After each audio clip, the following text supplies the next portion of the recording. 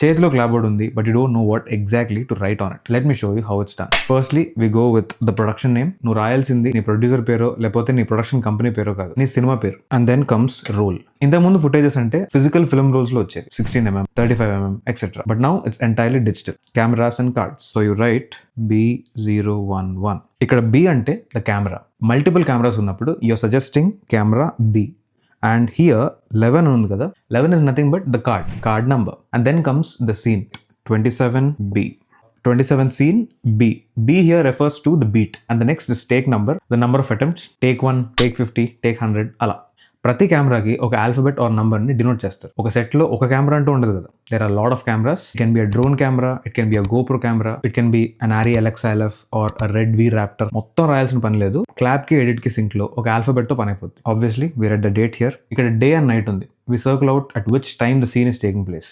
Then we have interior, exterior.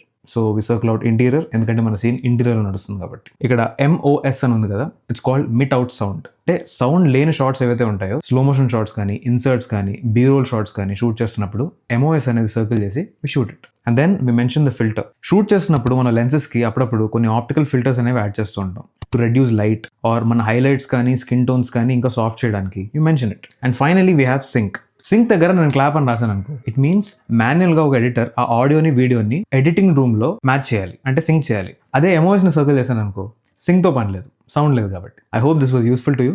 Thank you.